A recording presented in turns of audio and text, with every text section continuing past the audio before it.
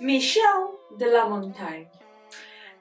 This used to be one of my reference points very early on, before actually studying philosophy and a different sort of philosophy. He used to be my reference point, but in a very weird way, because you have most autobiographical, therefore you don't want to like read it too much. It's somewhat philosophical, somewhat is more like your life.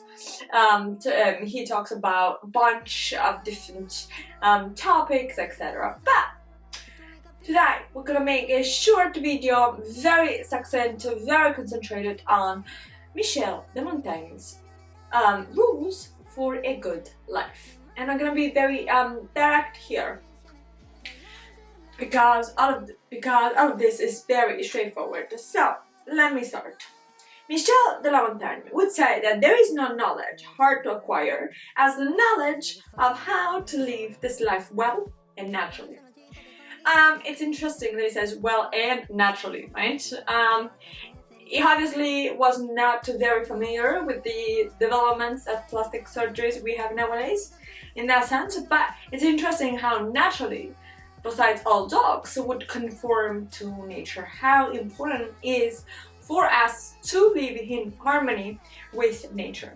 So self-knowledge, he said of self-knowledge, that is the greatest thing in the world, is to know how to belong to oneself. That's probably, one's entire life's mission.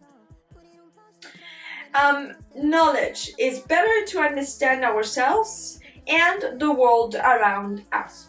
So, rules to live a good, well, prosperous, natural life. Number one, self-knowledge. Know yourself. Number two, knowledge, because in that way you would better understand the world, the people around you, how the world works. Hopefully in the process you will not end up being cynical. Number three, seek balance. That is, avoid extremes. And among those pillars that would help you doing that would be to value friendships. He would say that is the highest degree of perfection in society. It's interesting, right? This man from the 16th century, they lived, I don't think the society was perfect. I don't think societies were ever perfect in terms of social justice and community, sense of community, right? But this man, Descartes, Michel de Montaigne, they all seem to live in a very ideal, almost, idealistic sort of world, right? And that's probably because they spend a lot of time by themselves. So when you do that, sometimes you'll end up being very cynical. Some other times you'll end up like loving the world because you totally imagined a different version of the world. But let's just leave that aside. Life is chaotic. So this would be rule number 1, 2, 3, 4, 5. Well, 4. Rule number 4. Life is chaotic. So rejoice in the things that are present, all else beyond thee. To rejoice of the things that we have around us. Somebody framed this to me as in walking through life and stopping sometimes to smell the roses. Now, I think that in general terms it's always good to be able to appreciate beauty in pain, beauty in suffering, beauty as beauty or something beautiful. Aesthetics is a great deal of how I think our mind and human brain works and operates and how we respond to beautiful things. It's like everywhere. Think about social media, right? We do need a little bit to expand that concept of beauty, but we're okay. So embrace the beauty of the world, would Michel de Montaigne say. And then number 5, accept human mortality. Now on this point we do have a video on the meaning of life and how Bhutan is one of the poorest, anyway not as rich as other countries, but one of the happiest, if not the happiest country in the world. And there's something that is part of the culture, tradition, and philosophical residue of Confucianism, Buddhism, and Buddhism, that is this idea to think constantly about death, to start familiarizing yourself with death. This idea, there's also another singer, there's a singer who I'm not gonna say who it is, but he wrote, also not as known for the record, and not as known as he probably deserves, at least in my opinion, that published a whole album, and the title of the album was Living Helps Us Not to Die. I just want to leave you with that, because I think that has to be thought about hard than the just superficial, yes.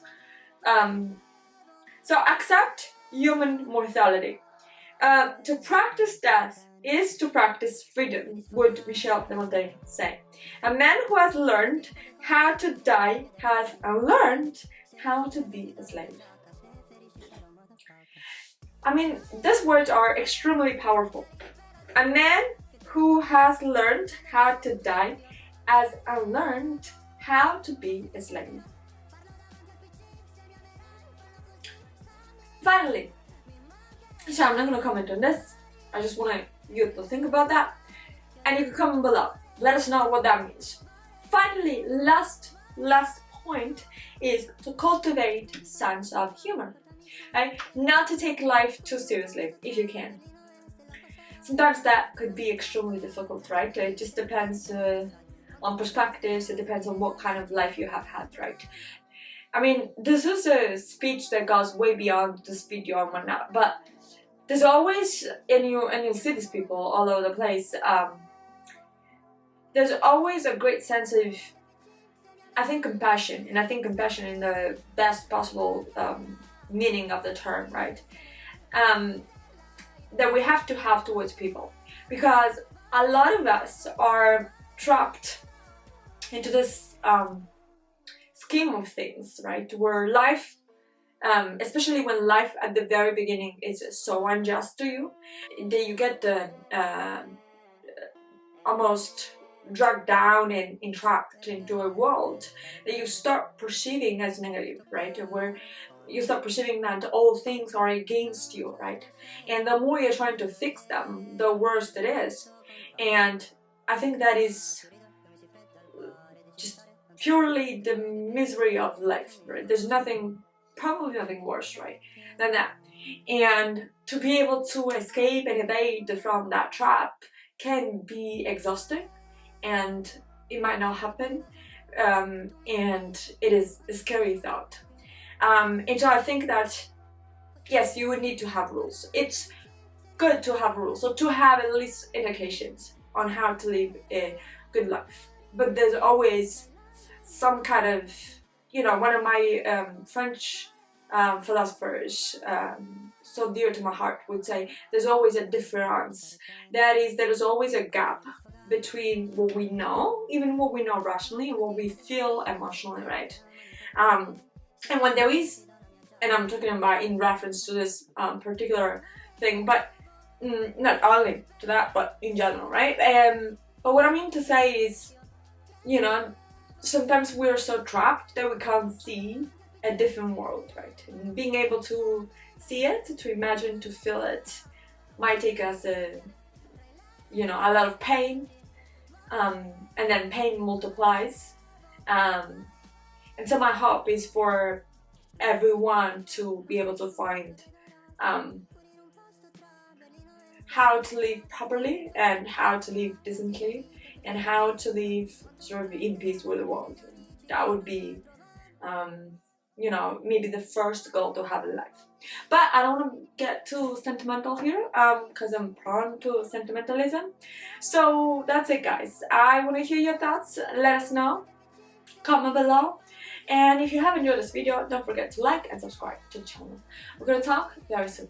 Bye!